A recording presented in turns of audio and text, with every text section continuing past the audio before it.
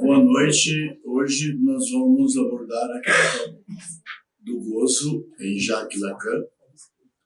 O gozo, amor e o desejo. A gente deu o título. Aqui nós temos como imagem da capa a escultura de Bernini, de Santa Teresa d'Ávila. E que Lacan fez um texto específico no Seminário 20, onde ele aborda essa questão do gozo, né? Como sendo alguma coisa que não vale nada, que é alguma coisa imprestável, sendo alguma coisa do qual eu não quero falar. Lacan começa assim: eu não quero falar sobre isso. Tá? E o gozo seria, eu diria, uma posição da pulsão, um ápice pulsional que realmente causa mal-estar e sofrimento. Aqui nós temos o gozo místico de Santa Teresa d'Ávila, né? Vamos ver aqui o texto, né? Que é um texto que está na contracapa do livro Plus encore, mais ainda, né? Olha o que diz Lacan sobre o gozo místico de Santa Teresa d'Ávila, na escultura de Bernini. Basta que vocês olhem em Roma a estátua de Bernini para compreenderem logo que ela está gozando. A Santa Teresa, não há dúvida. E o que é que ela goza? É claro que o testemunho essencial dos místicos é justamente o de dizer que eles o experimentam, mas não sabem nada dele. Eles experimentam o gozo místico, mas não sabem defini-lo. Não sabem dizer o que ele é. Ok? Essas jaculações místicas não é lorota nem só falação. É, em suma, o que se pode ler de melhor. Podem pôr em rodapé, nota, acrescentar os escritos de Jacques Lacan, porque é da mesma ordem. O que se tentava no fim do século passado, isso aqui ele fala no século XX, né?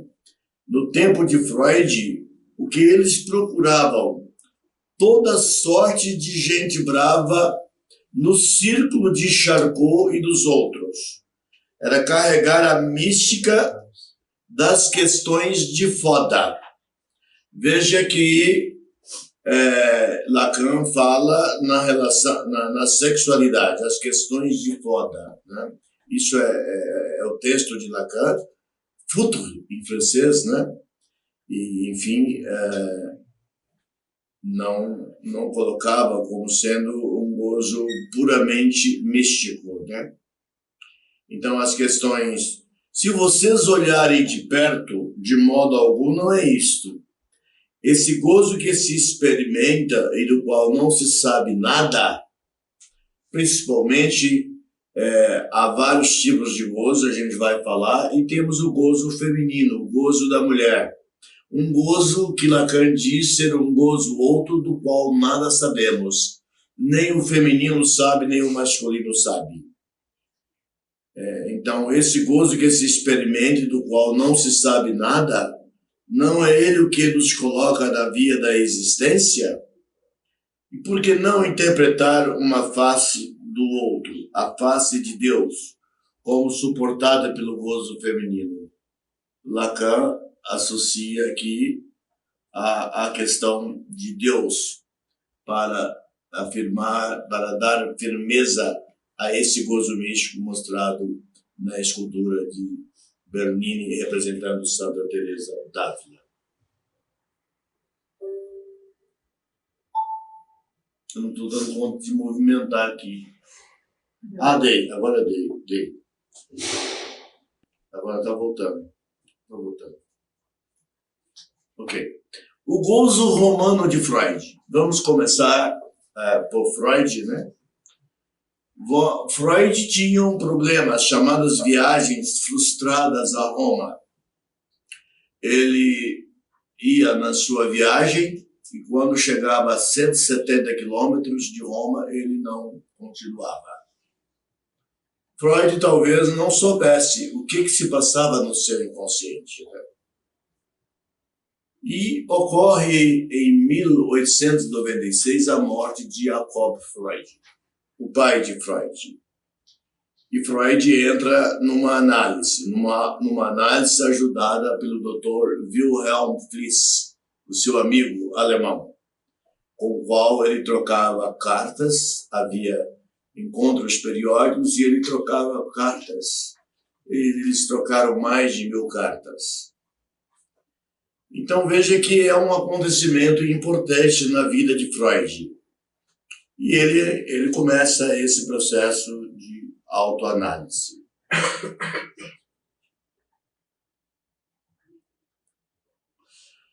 Os significantes analíticos. O psiquismo de Freud envolvido com a tragédia Édipo Rei. Freud era um leitor da literatura grega, especialmente das tragédias, e ele lê Édipo Rei de Sófocles, onde aqui nós temos originalmente bem escrito a questão do complexo de Édipo, a questão edipiana, né? Édipo Rei, que nós sabemos que se compõe de Édipo, o rei Édipo, se compõe do personagem Laio, o pai de Édipo, Jocasta, a rainha de Tebas, e ele casada com Laio, né? Laio. Ocorreu que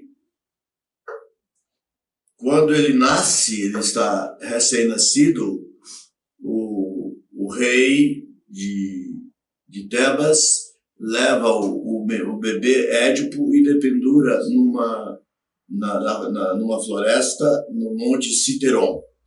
E a palavra Édipo em grego quer dizer pés inchados. E ele finalmente é adotado pelo rei Políbio, pela rainha Mérope, que eram vizinhos do reino de Tebas. Ocorre a adoção. Mais tardiamente, ele como príncipe do reino de Corinto, as coisas caminhavam, mas num dado momento alguém diz que ele não era filho de Mérope e de Políbio, né, os reis de Corinto. E ele vai então ao oráculo novamente e ele fica confuso em relação ao oráculo e ele sai do reino de Corinto e encontra um senhor, a sua carruagem encontra um senhor na pista e ele acaba tendo um conflito e mata este homem. Era o rei Laio, né, o rei de Tebas, e ele encontra a esfinge, ele consegue responder as perguntas da esfinge, né? Qual é o tipo, a espécie que de manhã anda de 4, perdão, né? Repetindo, de manhã anda de 4, meio-dia anda de 2 e ao anoitecer anda de 3. Então ele explicou que era o homem, né? A infância, a vida adulta, e a velhice. Então ele consegue destruir a esfinge, né? E ele acaba sendo convocado a se casar com a rainha Jocasta. E finalmente o reino de Tebas é acometido de uma grande epidemia, de grandes desgraças, né? Então um adivinho disse que no próprio Palácio Real estava alguém que tinha praticado o incesto, né? E finalmente ele acaba sabendo, né, pelo adivinho da corte, que ele era o incestuoso, que Jocasta era sua mãe, com a qual ele tinha tido 4 filhos. E finalmente ele fura os olhos e vai pelo mundo acompanhado da filha. Né? Então veja você, o psiquismo de Freud é envolvido com a tragédia Édipo-Rei de Sófocles por causa dos seus próprios problemas, né? O pai sem ocupar o lugar do significante mestre e do significante do pai. Ele não conseguia, nos sonhos dele, entrar no cemitério, ver a tumba do pai, ele não dava conta, porque ele tinha uma culpa inconsciente em relação a esse pai. Né? A mãe com poderes no psiquismo do filho e o pai fraco. A mãe era muito poderosa, a mãe de Freud, em relação a ele, e o pai uma figura fraca. E ele tem lembranças, é o sujeito da análise de Freud, né?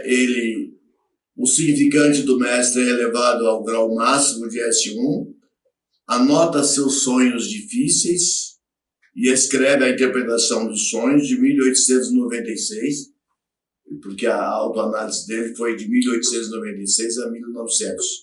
Durante essa autoanálise, ele escreve a interpretação dos sonhos.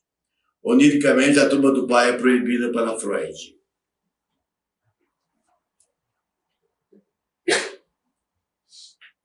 A abertura do Dasein freudiano. Freud alterna o que ele lembra? Ele lembra da cena quando ele era menino, que ele andava... A abertura do Dasein freudiano, do ser no mundo de Freud, né? Então, Freud lembra quando ele tinha 4 anos, andando guiado pelas mãos pelo pai, um antissemita diz a Jacob Freud: judeu safado, saia da calçada e ande na rua, né? E ele perguntava a Freud: e o que você sentiu como menino? Ele teve vontade que o pai matasse o antissemita, né? Foi esse o desejo. Então ele introjetou um pai fraco a partir daí. Quando ele estudava as guerras cartaginesas, os colegas torciam para os generais romanos, que eram os vitoriosos da grande potência, e ele, como estudante, torcia para os generais cartagineses, que sempre perderam as guerras, né? Então ele percebeu isso.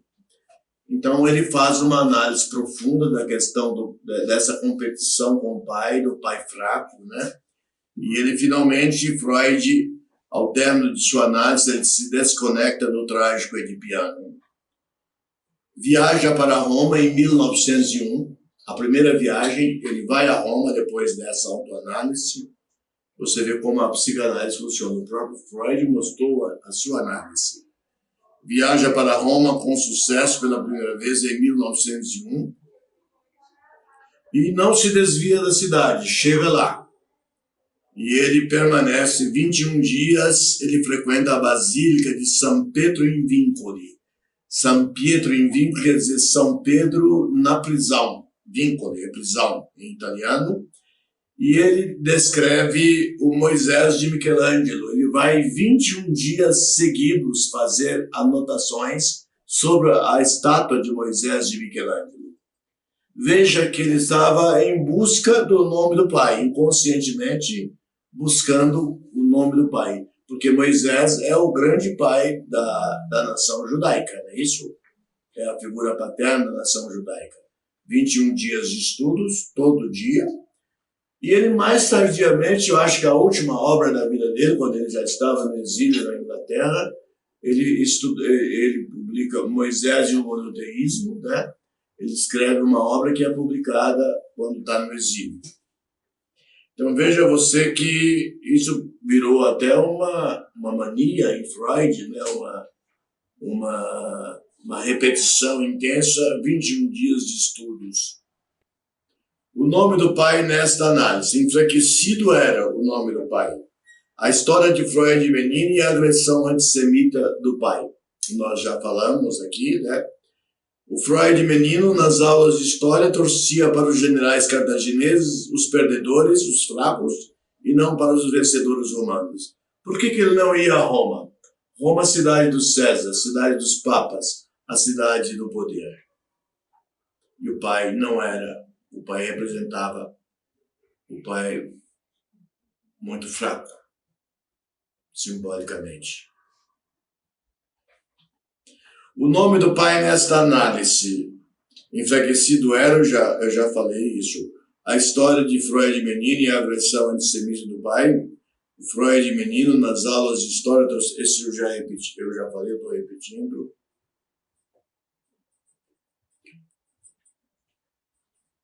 O trágico psíquico do qual Freud se livrou. Édipo, rei de Sófocles, um modelo significante de incesto nos amores infantis. Os gregos já eram advertidos sobre a alienação ao mundo materno e paterno. Neste processo, a pulsão originária da Lalangue lacaniana começa tudo. O gozo ou a jouissance. A palavra gozo em francês é jouissance. Agora nós estamos nos referindo a alguma coisa ao escrito, ao discurso de Lacan do Seminário 20, texto de Jacques-Alain Miller. Né? Lacan afirma que a relação sexual não existe. A relação sexual não existe. Por quê? E ele ainda complementa que um vínculo não se baseia na relação sexual. Tem que ser outra coisa que não isso. O dito lacaniano é uma forma de baixar o gozo. Sim, de baixar o gozo, quando ele diz que a relação sexual não existe. E ensejar a civilização para o sujeito humano. Obviamente que ele enseja a civilização, e o mal-estar na civilização, que Freud utiliza esse termo em seus escritos, né, é um corte nas pulsões. A castração do complexo de Édipo cria um certo mal-estar no sujeito. Nós sabemos aqui, nós estudamos as histéricas, e todas elas têm algum mal-estar em relação ao seu Édipo, sua castração, que não rolou direito, enfim, algum prazer, o excesso de satisfação é cortado, o excesso de libido é cortada. E voltando ao tema genérico, né? Assim, a questão do gozo e do amor entram na cena do nosso cogito. Gozo, la jouissance, e o amor, amour, em francês. A-M-O-U-R. Né? É muito importante nós sabermos isso, essa escrita, para compreendermos alguns neologismos lacanianos a respeito da questão do gozo. A relação sexual não existe. O amor dentro do sexo se torna uma negatividade. O amor é uma negatividade. O que é amor? Eu andei estudando a etimologia da palavra amor, e eu encontrei em algum lugar em que se fala que na língua arcaica, que deu origem às línguas europeias, amor, amors. A origem de amor vem de amors, que seria mors, morte, e amor, uma negação da morte, o amor, né? Mas o amor, ele tem sido muito confundido, ele tem se confundido com o gozo, né? Bastante com o gozo. Esse é um grande problema que nós estamos vendo na sociedade contemporânea. Essa mistura, e que não tem permitido que os casamentos durem, e também tem criado muita violência na sociedade. O feminicídio é alguma coisa relacionada ao gozo. O próprio Platão, no livro O Fedro, em que há um diálogo entre Fedro e Sócrates, eles colocam que o amor deve ser moderado. Uma pessoa deve amar alguém que não o ama. Se cada um ama quem não ama, obviamente os dois serão amados, né? Então ele coloca que se deve ter moderação na questão do amor, no Phaedron, né? Isso na medida em que é o eros, em amor em grego, e ele coloca no Phaedron que do eros nasce a filosofia. A filosofia nasce do eros, né? E o eros deve ser uma coisa moderada, né? Havia o erasta, o amante, o mais velho, o erômeno, o mais jovem, né? Eles entregavam os filhos de 15 anos a um erasta para ensinar a filosofia, a política, a guerra, ser guerreiro e etc. E podemos dizer que o amor não existe com a relação sexual. A relação sexual existente é um quanto de gozo que precisa ser marcado pelo significante. Quando o bebê nasce, ele entra no mundo que se chama da Lalang, da língua, né? É uma exclusividade de contato com a mãe até os 4 meses, podendo ir até os 6 meses, em que o bebê só percebe a linguagem materna e ele se sente como se os dois fossem um. Os dois fossem um. Isso é um gozo necessário para a sobrevivência do bebê. E os dois se comportam como aquilo que chama dia de primeira, ou o da Lalang. O pai, a figura paterna, está lá. Ela entra no imaginário do bebê, mas simbolicamente o pai só vai existir como significando o nome do pai a partir dos 6 meses de idade. Até os 4 meses, o pai não dá conta de resolver um choro. Os choros do bebê podem, em geral, são pelo seio, querendo o seio. O choro também pode ser por fantasias, a mãe boa, a mãe má, o seio bom, o seio mau, ou terror sem nome. Se nós lermos o que fala Melanie Klein, e a mãe é quem vai dar clareza a esse mundo, né? A esse mundo a mãe é quem vai dar clareza, o pai não dá conta. Mas a partir dos 6 meses o pai já... E a posição primeira que da Lalang é a dia de primeira, ou posição esquizoparadoide, e a posição segunda é a posição depressiva, né? Da Lalang, a criança vai entrar no mundo da linguagem, e o pai participa da linguagem. A linguagem, ela é um dos aparelhos do gozo, né? O gozo se espraia, ele se expressa pelo mundo da linguagem. Pela linguagem ele se expressa. Então, portanto, o processo de castração, de privação, ele deve atingir a linguagem e o pensamento. Porque, a linguagem é do campo pensando na lógica borromiana do real, simbólico e imaginário, a linguagem é do simbólico. Mas a linguagem é um aparelho importante para o processo de nutrir o gozo, de sentir o gozo, de passar pelo gozo, né? Então a relação sexual não existe. A relação sexual existente é um quanto de gozo que precisa ser marcado pelo significante. Então esse gozo primário que nós citamos, que está na Lalang, ele vai ser marcado pelo significante. Marcado pelo significante fálico, que nesse caso é o falo paterno, né? Representando a lei, né? No momento em que o pai entra no jogo do mundo da Lalang. O quantum de gozo, o gozo do outro.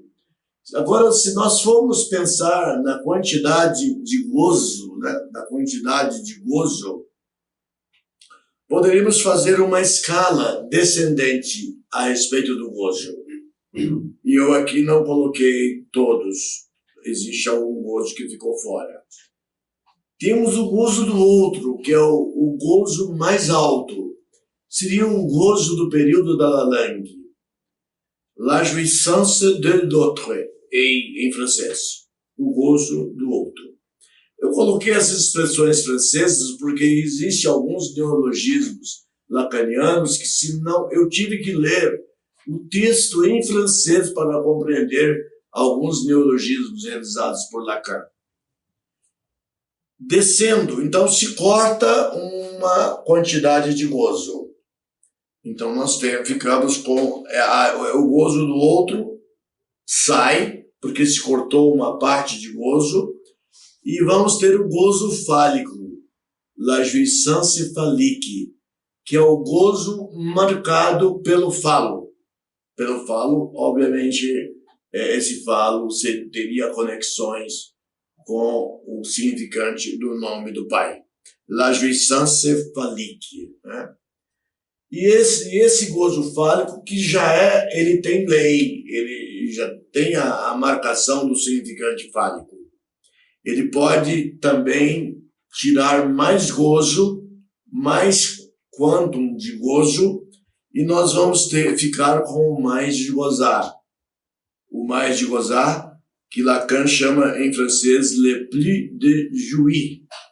Esse mais de gozar, que vai acabar chegando a aquilo que nós chamamos de objeto pequeno a.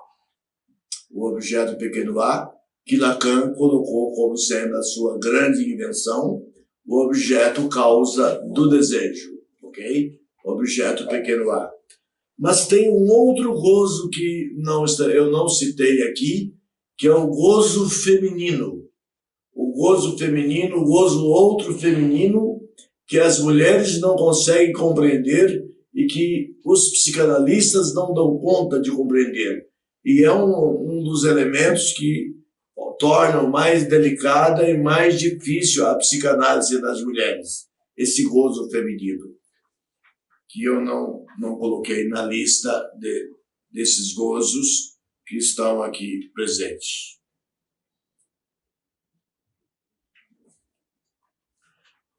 O objeto pequeno a. Então, nós falamos que do mais de gozar, esse resto de gozo passa para o objeto pequeno a, e que é a invenção de Lacan e produto da renúncia gradual de gozo. Já falamos. O objeto pequeno a não representa o gozo lacaniano, e sim o significante de uma renúncia civilizada ao gozo. Uma renúncia civilizada ao gozo. O objeto pequeno a se conecta com o Noble Romeu, real, simbólico, imaginário, tanto que no Noble Romeu ele fica no meio, né? No meio.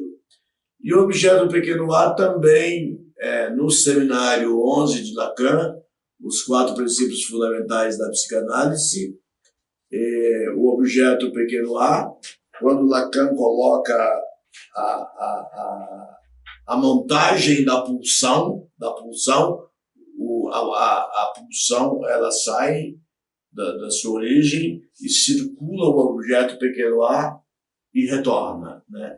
Essa é a montagem da pulsão que as pessoas podem lerem em Lacan no seminário 11. O objeto pequeno a representa o significante do desejo, sim, o significante do desejo. O desejo seria a pulsão civilizada, a pulsão moderada, a maneira com que Platão citou no Fedro. Né? O desejo, este possível e indicado na estrutura do sujeito. O desejo é um elemento importante da estrutura do sujeito e que podemos chamar de amor, jamais de paixão, já que paixão quer dizer o quê? Doença. Vem do pathos grego, doença, dor, sofrimento, né? Para o latim, passion, e para o português, paixão. Nas línguas europeias, de um modo geral, é o mesmo sentido.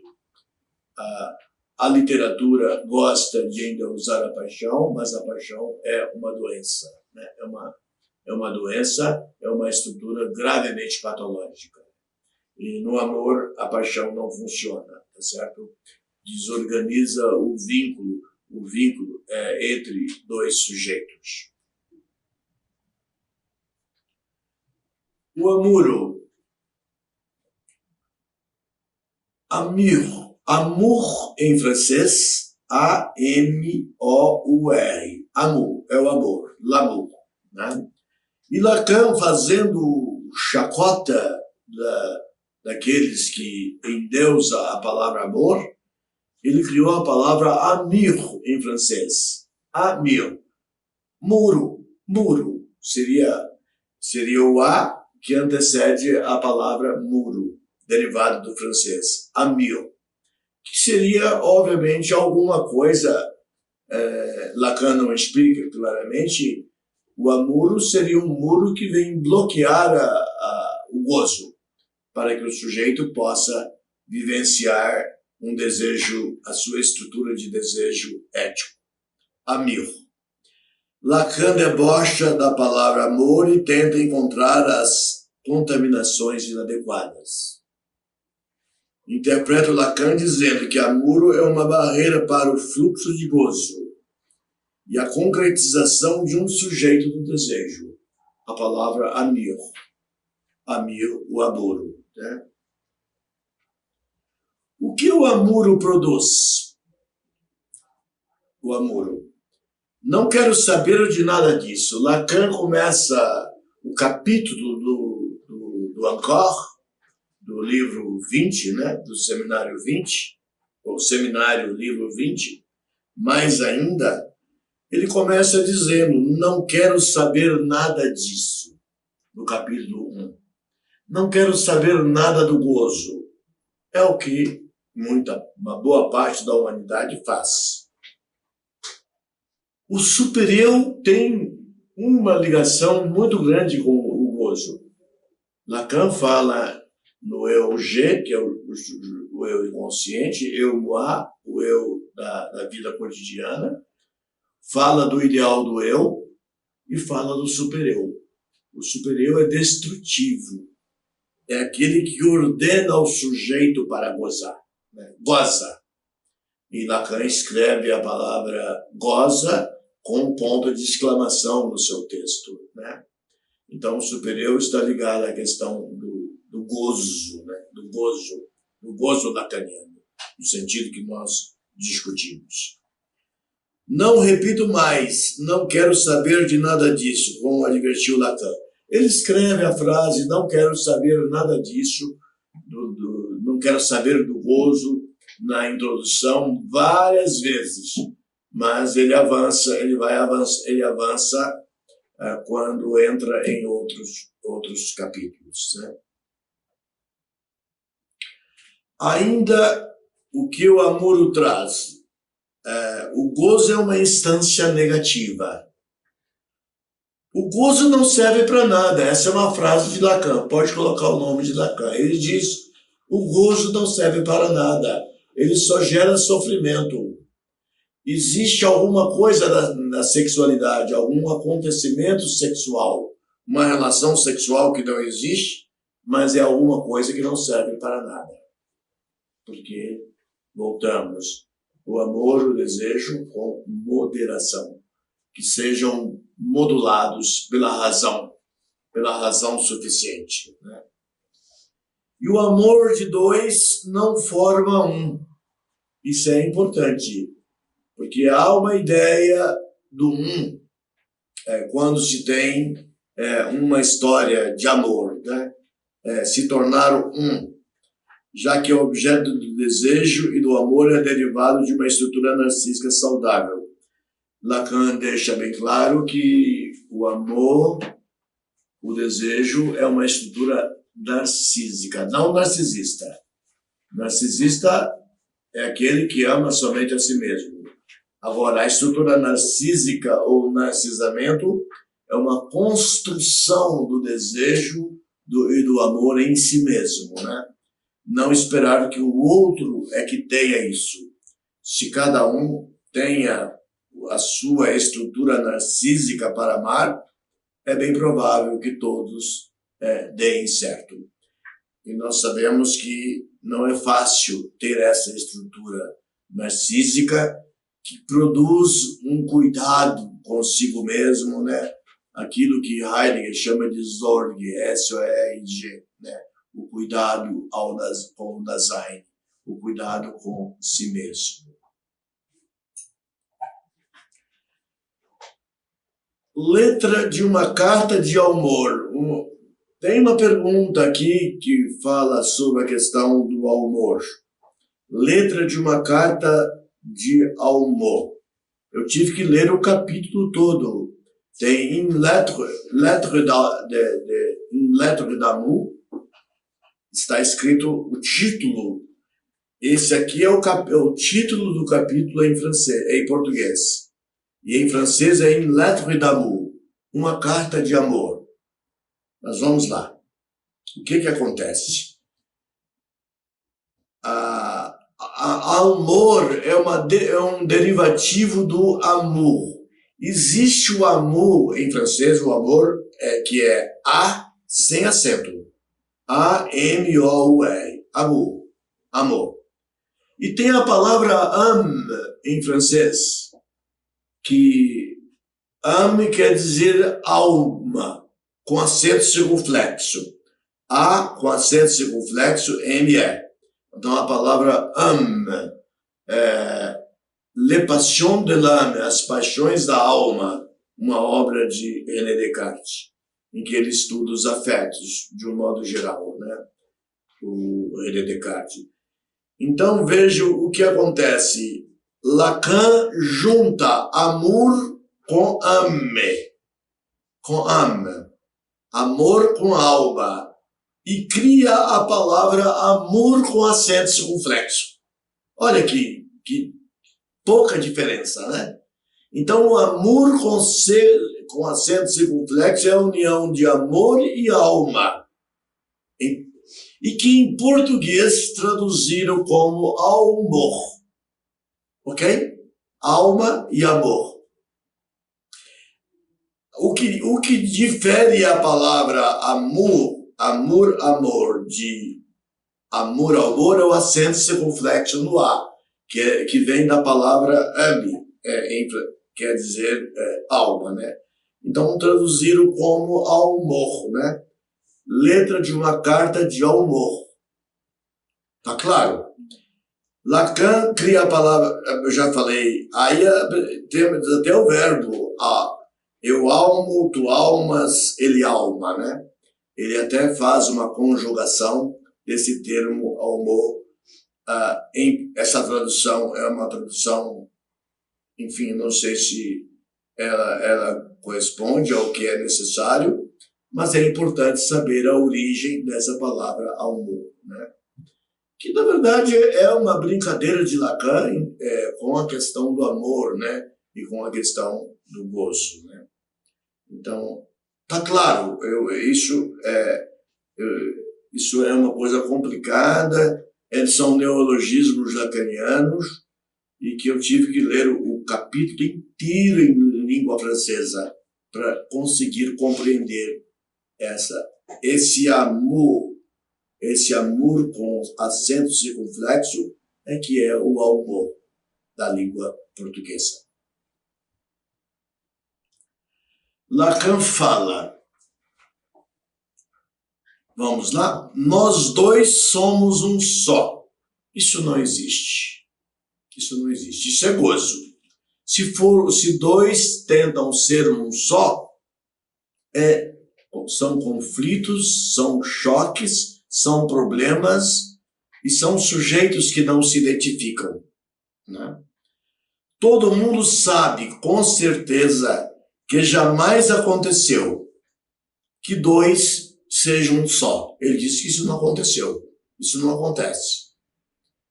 Às vezes há a fantasia de dois ser um só, mas isso não acontece.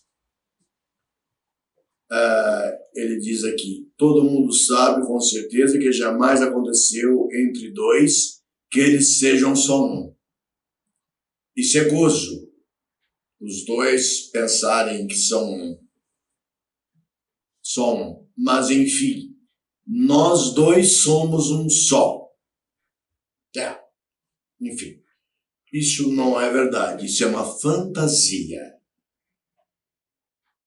E daí que parte a ideia do amor.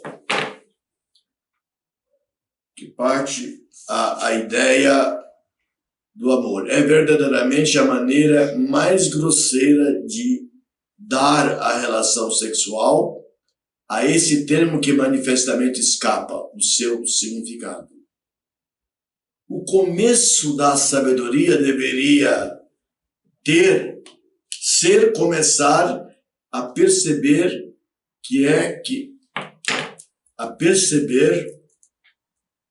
deixa eu colocar outros óculos. O começo da sabedoria deveria começar a perceber que é nisso que o velho pai Freud rompeu caminhos. Foi daí que parti, fala Lacan, pois isto a mim mesmo me tocou um pouquinho. Aliás, poderia tocar qualquer um, não é? Ao perceber que o amor, se é verdade que ele tem relação com um, não tem relação com um. Não faz ninguém sair de si mesmo. Ele está dizendo a visão lacaniana, que o amor não é um e não faz ninguém sair de si mesmo. Se é isto, só isto, nada mais do que isto, que Freud disse ao introduzir a função do amor narcísico. Amor narcísico construído por um sujeito, por um eu A, um eu G bem estruturados, né? O amor narcísico. Não é o amor narcisista, que é outro conceito. O amor narcisista é patológico.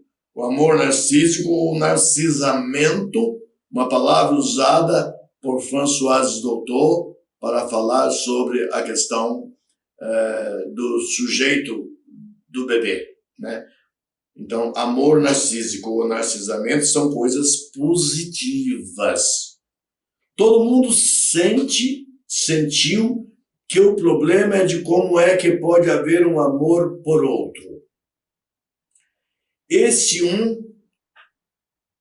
de que todo mundo tem a boca cheia, né? Lacan está fazendo um pouco de chacota. Esse de que todo mundo tem a boca cheia, eu sou com a pessoa que escolhi, com o objeto que escolhi para o meu eros, né? Esse de que todo mundo tem a boca cheia é primeiro da natureza dessa miragem do que a gente acredita ser. Então ele chama que dois virando é uma miragem, é uma fantasia, e isso, na verdade, não acontece.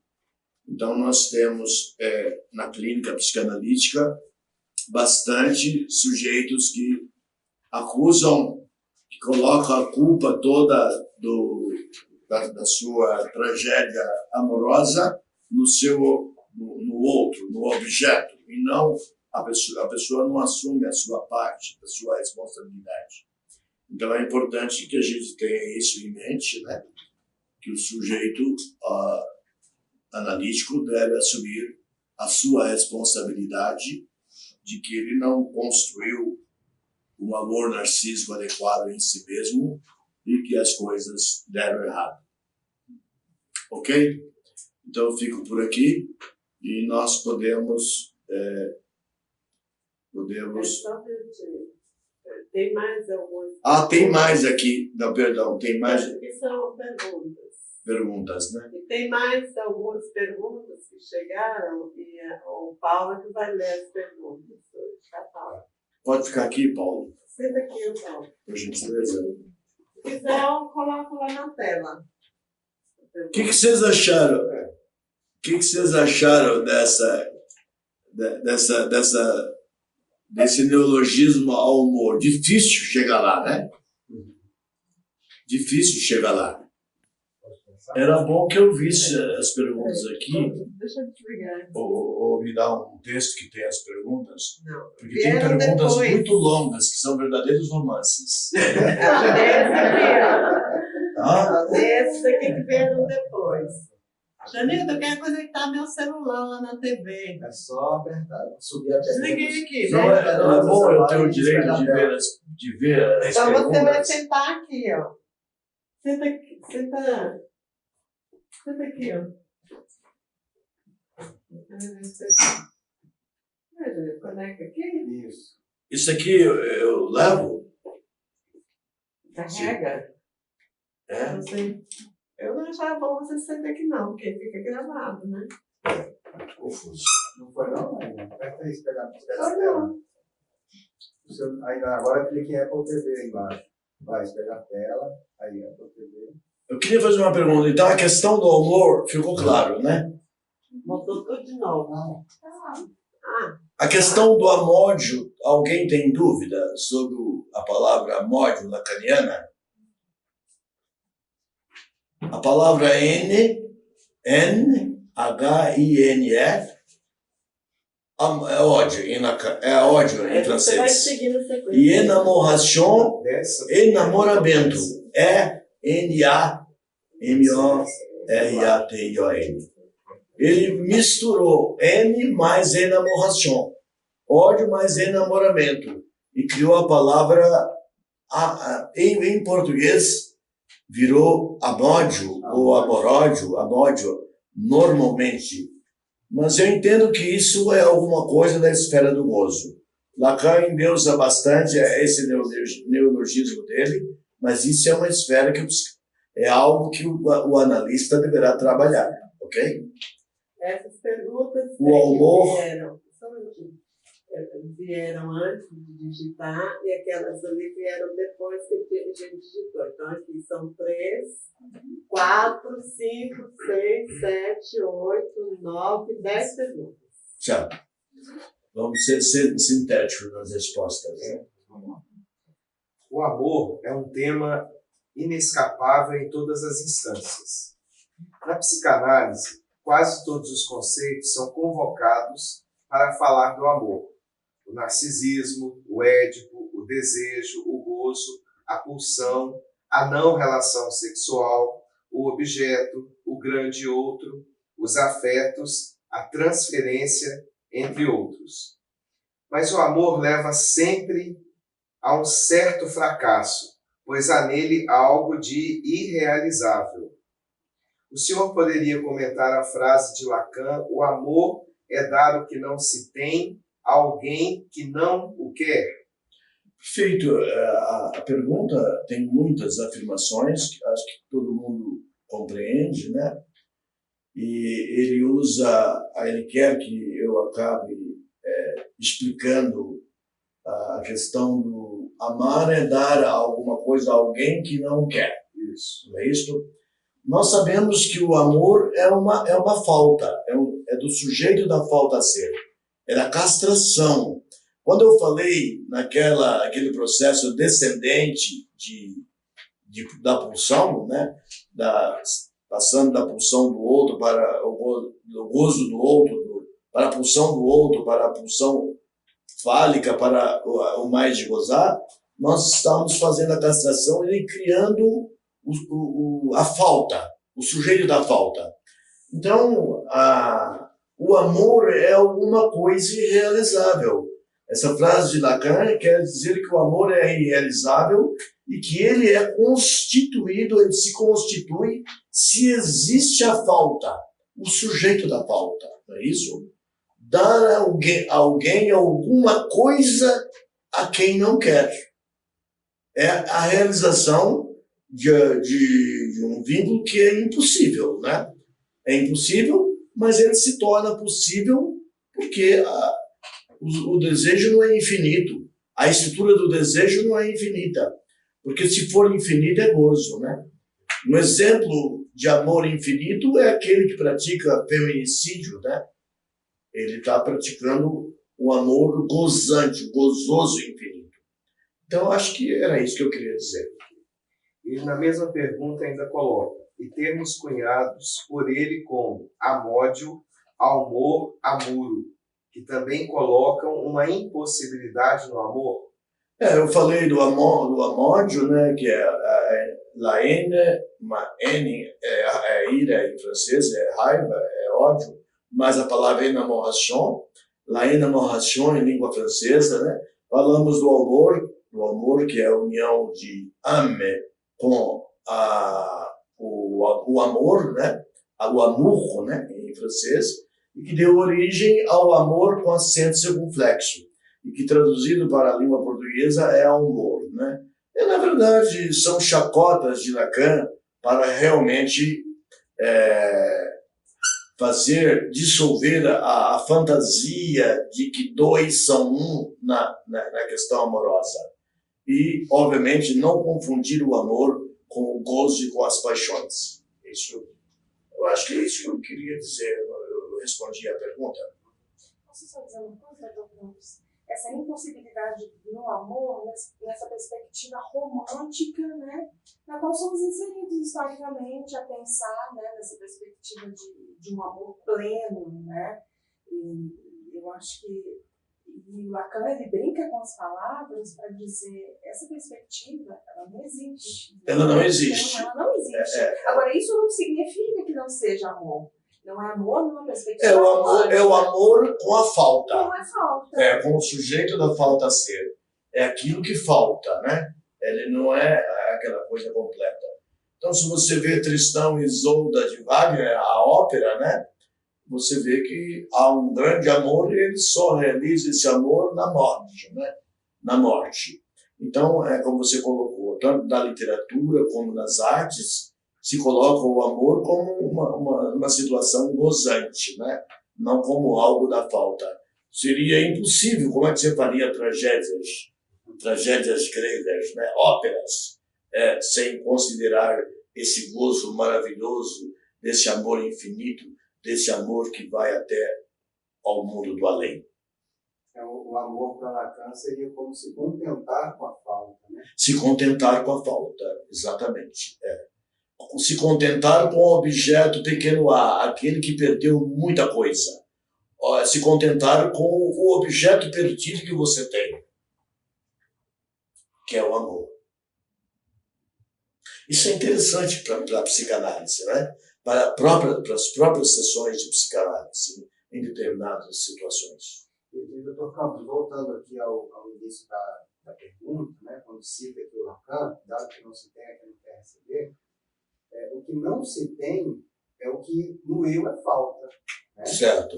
É a base do desejo. Certo. Constitui o desejo. Isso. Né? Então, o amor seria, vamos dizer, aquilo que advém após essa articulação de faltas, né, que estabelece o desejo. Né? Então, eu dou ao outro aquilo que em mim é falta. Certo. Assim como o outro também me oferece aquilo que nele é falta. Né? Sim. Então, o amor como essa construção a partir do desejo, da articulação dessas duas faltas. Né? Perfeitamente. A castração, a privação, a frustração, né, que constrói um sujeito civilizado para si mesmo, para o outro, para a sociedade, para o mundo. Né? Mas eu acho que também tem um papel importante aí do outro como objeto pequeno a. Né? Como objeto pequeno a. No sentido de que, inconscientemente, o eu percebe no outro essa espécie de presentação do objeto pequeno a, como se o outro Sim. fosse portador daquilo que em mim é falta. Né? Então, eu invisto no outro, na qualidade de objeto pequeno a, por inconscientemente perceber nele que ele é portador de alguma coisa que eu não tenho, né? Dessa dimensão de mim perdida em mim. Perfeito. E Lacan, ele tem um seminário inteiro, ele passa um ano discursando de um outro ao outro, né? Do grande outro ao pequeno outro, né?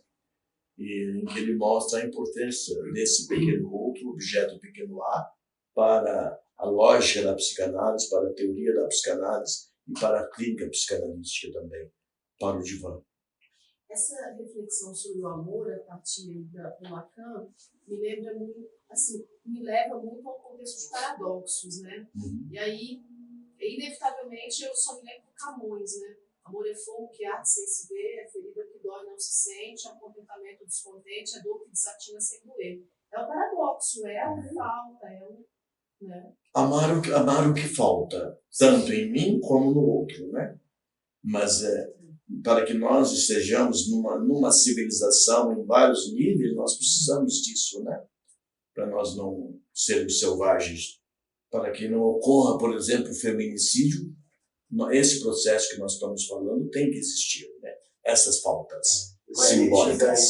Sim, é só amor, né? Que conhece o que é verdade, é só o amor que é essa possibilidade, né?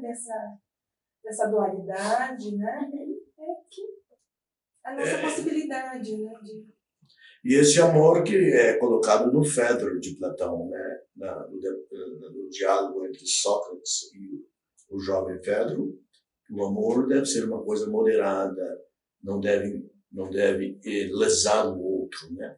É interessante que uma coisa tão antiga, né, 2000 e tantos anos, e muito parecido com aquilo que Lacan vem colocar na psicanálise a respeito do amor. Doutor Campos, me veio aqui a lembrança de uma passagem que o Lacan afirma, não vou me lembrar onde ele falou isso, mas que o amor, embora todos busquem o amor, né, no sentido amplo, mas o amor ele não está acessível a todos, o amor romântico, né? Não os outros amores, mas o amor romântico. Não estaria acessível a todos, que o sujeito teria que ter estofo, né? Ter estofo para poder alcançar o que na concepção dele é o amor. E o amor romântico, ele equivale ao amor cortês, né? É um amor também delicado, onde ocorre falta, não há presença da relação sexual. Não é isso? No amor romântico. Agora, no Fedro se diz que você pode amar alguém que não te ame, né? Então, nas monarquias europeias, principalmente do ano 900 para cá, passando pelo segundo século, os casamentos nas monarquias não eram pela relação sexual, não era pelo desejo, eram por interesses de Estado, interesses políticos. E funcionava, né? E a coisa funcionava dessa forma. Casamentos por interesse, por questões de Estado.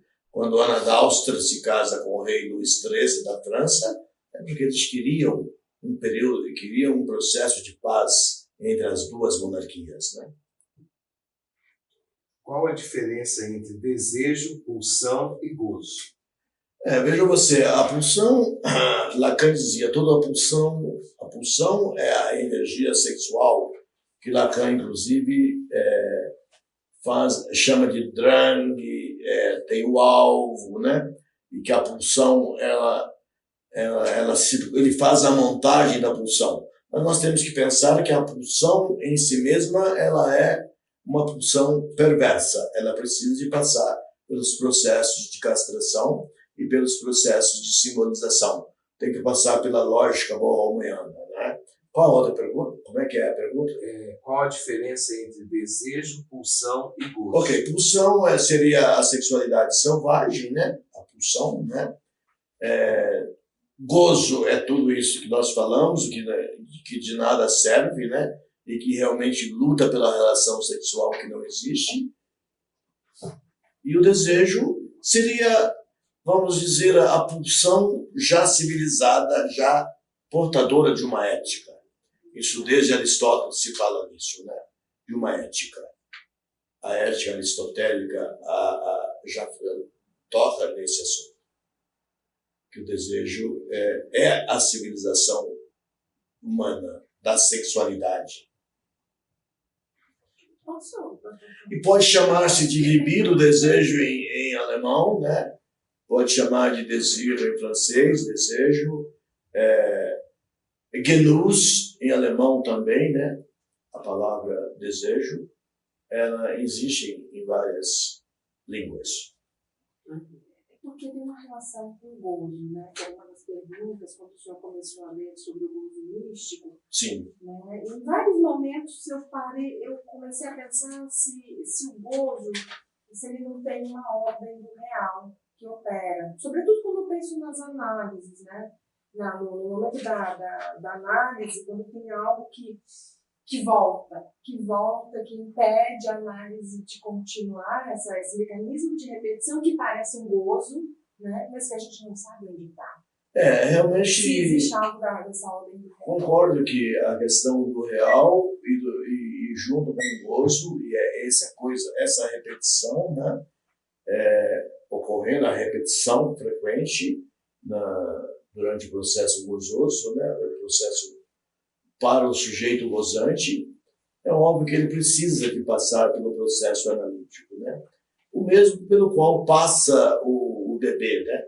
O bebê saindo da Lalang, da posição esquizoparanoide, ele entra na posição depressiva, ele entra do mundo do pai, né?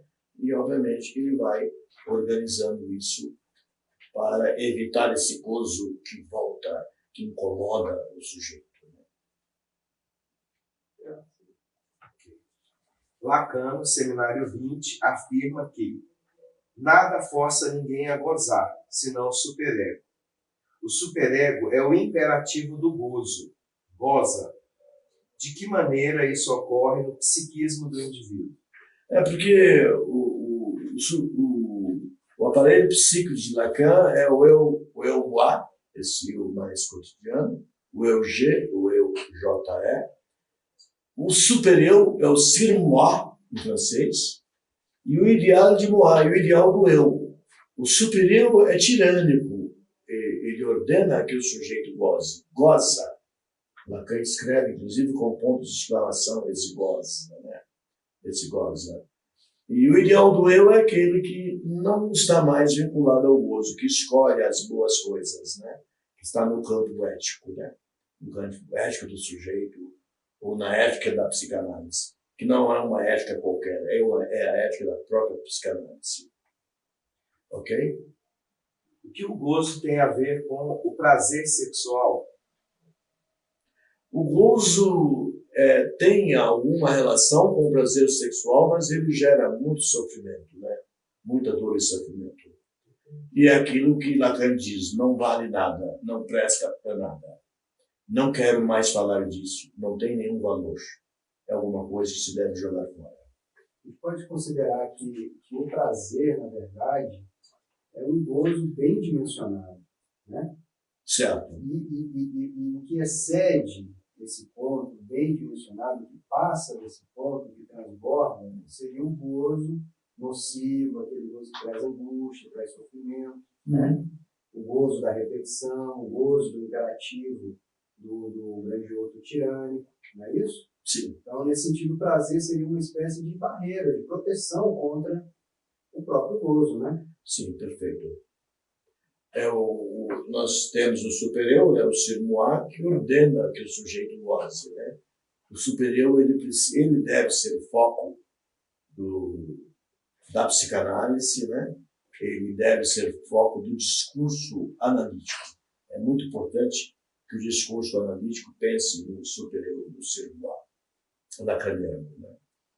Freud, quando criou o aparelho psíquico, ele criou o Iberich, criou o Ich, o eu em alemão, né? Criou o Iberich, o super-eu, mas tanto o bom como o mal estavam juntos, né? E o es, e o isso, né? O isso que traduziram, na primeira tradução da obra de Freud, virou id, né? Isso que seria a corporeidade onde está a pulsão selvagem, né? A pulsão selvagem se encontra. E Lacan não separou o super-eu do ideal do eu. Mas, Freud não separou, mas Lacan separou. Por qual razão os franceses chamam o orgasmo de a pequena morte? Isso, la petite mort, né? Isso existe na linguagem, na língua popular francesa, né? Mas que Lacan nunca se interessou por essa expressão, né? Mas nós sabemos que a sexualidade ela está ligada, ela tem duas pulsões simbólicas: a pulsão de vida, o Lebenstrieb, e a pulsão de morte, o Todestrieb, né? Então, são duas pulsões que devem ser simbolizadas e a morte está presente na questão, vamos dizer, da sexualidade, de uma sexualidade bem dosada, bem civilizada, bem simbolizada. É possível existir um sujeito sem gozo? Sim, eu acho que é possível existir um sujeito sem gozo, né? Esse é um ideal que a psicanálise pensa, né? Que a filosofia platônica pensa, e que muitos pensadores, o sujeito sem gozo, né? Mas é um trabalho muito grande na estruturação do sujeito na infância, e na vida adulta também é um trabalho muito grande ser completamente desprovido de gozo, porque restos a gente sempre encontra no sujeito, restos de gozo. Podemos considerar o gozo como manifestação de pulsões sexuais não castradas? Sim, ele é a manifestação de pulsões sexuais selvagens, que não passaram pelo processo do significante, ou seja, significante número 1, do S1, o significante do mestre ou significante do nome do pai. Sim, com certeza. Gozo e desejo são polos opostos? Sempre, ou é possível haver gozo no desejo? Não, são polos que não se encontram, né? Porque o desejo seria a pulsão civilizada, né? Com todos os processos que a gente tem comentado, civilizatórios. E o gozo é a pulsão selvagem, né? É a pulsão que não passou pelo processo civilizatório e não tem um encontro entre o gozo e o desejo. São processos excludentes, né? Eu lembro de uma expressão que uma vez o senhor usou, de que o desejo seria o gozo encapsulado pela lei. Pode ser, também. Então, a substância de gozo revestida pelas bordas da lei, né? Pela Certo. castração. Perfeito. Então, o desejo seria um gozo bem dimensionado. Bem dimensionado, castrado e com a lei do mestre, o significado do nome do pai, né? Tem que ter a lei. E esse próprio significado do nome do pai, que representa o outro ao qual se aliena o sujeito, a criança, ele mesmo também tem que ser castrado, né? Ele não pode ter gozo. Mas poderia explicar a afirmação de Lacan de que a angústia é o gozo do grande outro? A angústia, ele cita o grande outro na angústia como sendo o inconsciente, né? Inconsciente, que é um elemento importante, uma estrutura importante na psicanálise, né? E onde está a origem da angústia, né? Não se sabe, as pessoas às vezes não sabem de onde vem a sua angústia, né? O próprio Søren Kierkegaard, que escreveu o conceito de angústia, ele não sabia de onde vinha a angústia dele, né? Mas analisando, lendo, a gente consegue compreender. E a angústia, normalmente, ela está ligada a processos do inconsciente. A angústia, com certeza. E o grande outro é o sujeito do inconsciente, né? Outro. Por qual razão o gozo feminino é inacessível? Não se sabe. Eu citei o gozo do outro, o gozo fálico, o mais de gozar, e o gozo feminino, Lacan não coloca como gozo outro, um gozo desconhecido, um gozo do qual não se pode dizer nada. Freud também compreendia, né? E isso torna a questão de entender a mulher na psicanálise mais difícil, né? É mais complexa a psicanálise da mulher, porque ninguém sabe de onde vem esse gozo. O gozo de Santa Teresa d'Ávila de Bernini é o gozo do místico, é o gozo místico.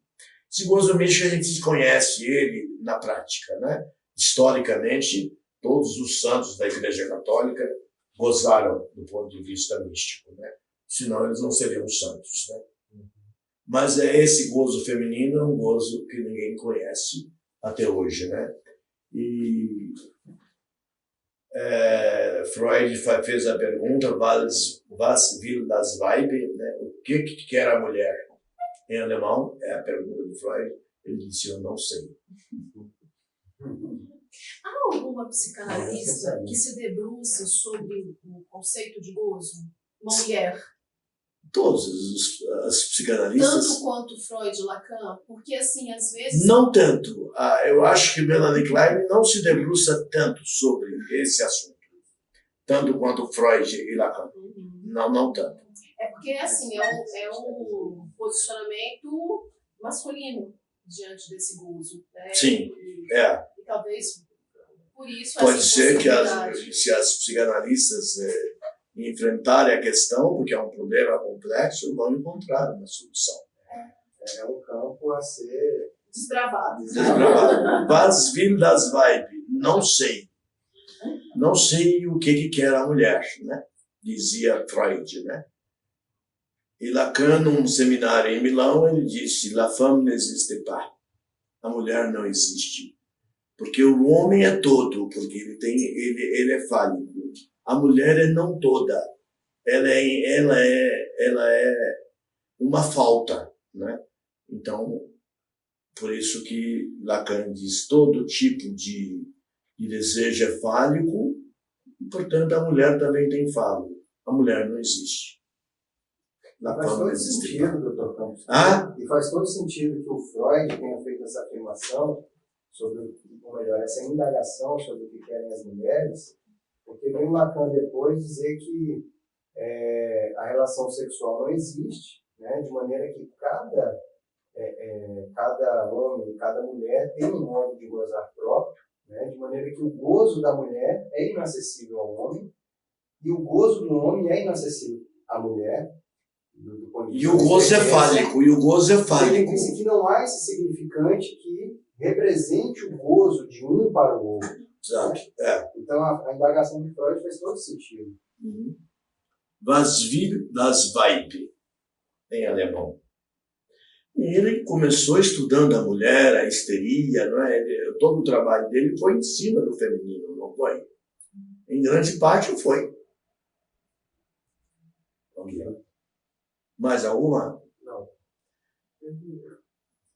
Podem discutir, colocar questões, dúvidas, que a gente fica com muita dúvida na cabeça, né?